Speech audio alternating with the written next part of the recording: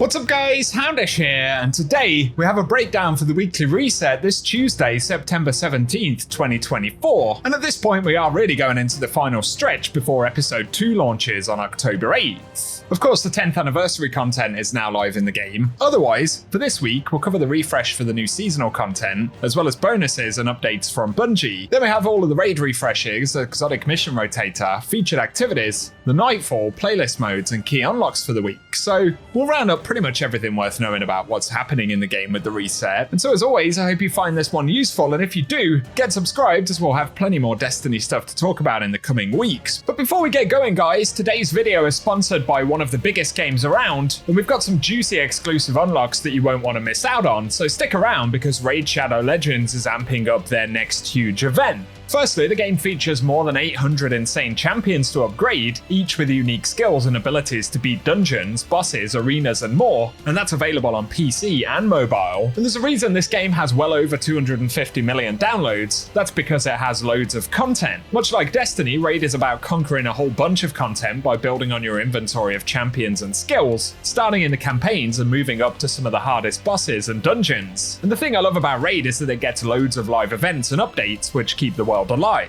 Right now, the Asgard event is live and inspired by Norse mythology, and it comes with awesome champions like Loki the Deceiver, which all players can unlock for free by logging into Raid for 7 days between now and the 23rd of October. But Asgard also features an epic event dungeon, a limited time activity where we can test out other themed champions like Thor Feyhammer and Freya Fateweaver. But that's not the only reason that it's a great time to start playing Raid. New players can use my link or scan the QR code on screen to unlock a free reward pack by registering, and that includes Grizzled Jarl, one of the top epic champions in the game, as well as 50k silver, 50 gems, and boosters to get you started. And then when you reach level 25, you get access to Errant, a super strong support champion with extra energy refills, a full day XP booster, and extra skills, which normally cost $60 but are absolutely free when using my link. So don't miss out on it, check the links down below, and a huge thanks to Raid Shadow Legends for sponsoring the video. And so starting out with the Echoes content, of course, Act 3 is essentially concluded at this point, but as always, end of season style wrap-ups are worth thinking about in the coming weeks if you want to unlock all of the catalysts for Choir of One, finish any titles, or do any other completion stuff for episode 1, or indeed prep for the next episode. Now is the time to start. We should mention that episode 1 content will be sticking around for the duration of the year, so there isn't necessarily a rush to do it, but it's a good opportunity to complete any stuff that you don't want to have to revisit later in the year. And otherwise, there are no more known research quests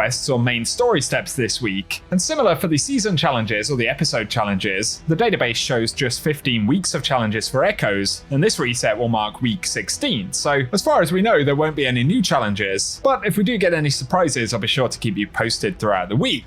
Otherwise, in the Crucible, it's worth mentioning that Iron Banner will continue this week with Eruption featured as the main game mode, so let us know if you'll be diving back in, and of course it's the last opportunity to pick up any of the Iron Banner rewards for episode 1, and we'll probably see it return after a few weeks of episode 2 content. Otherwise, over to the Pale Heart, all of the normal weekly stuff will refresh, so that'll be a new co-op mission featured with a Pinnacle reward, and of course the refresh for Salvation's Edge and Excision on all variants. And then as we move over to the Vanguard for this week, the Nightfall should be Heist Battleground on Europa, so that'll be a fun one to jump into with the Slammer featured as the main reward. Of course, now the Grandmaster node is also fixed, so if you want to guild Conqueror for this episode, there's a little bit of time left to do so.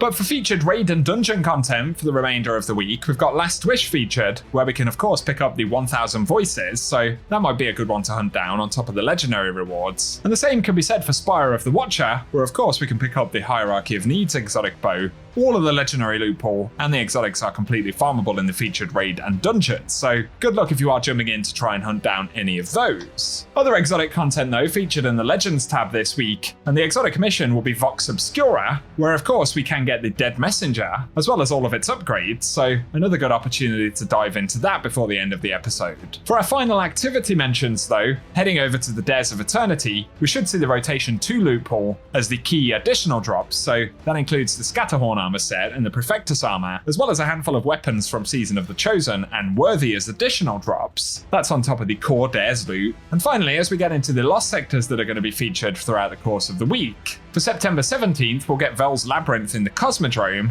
and on top of exotic engrams that can potentially drop the combined action Last Foray, Parabellum, and Old Sterling. For September 18th though, it'll be Exodus Garden 2A in the Cosmodrome, which can drop the Geodetic HSM, Glissando 47, Heliocentric, and the Mikado 45. Then on the 19th, we'll move over to the Pale Heart with the Broken Deep, which can drop Crux Termination, Nox Perennial, PSI Hamatic, and the Rossarago. But September 20th will be Blooming Deep, and from here, the Legendary Loophole will just rotate through. September 21st will be the Forgotten Deep on Pale Heart, then we'll get Europa featured with Perdition on September 22nd, and Bunkery 15 featured for September the 23rd. The last activity mentioned though is for the Ascendant Challenge, and this week we should see the Keep-of-Owned Edges via Harbinger's Seclude, so if you want to see the location for that one, we'll run some gameplay at the end of the video. And otherwise, that rounds up everything worth knowing about the weekly reset this week. So let us know in the comment section if you're diving in to get anything done. As always, if you found this video useful, a rating below very much helps us on the channel. And be sure as well to get subscribed so that I can keep you posted with more Destiny content. Otherwise though, I'll let you know about the news and stuff later on in the week with Twid.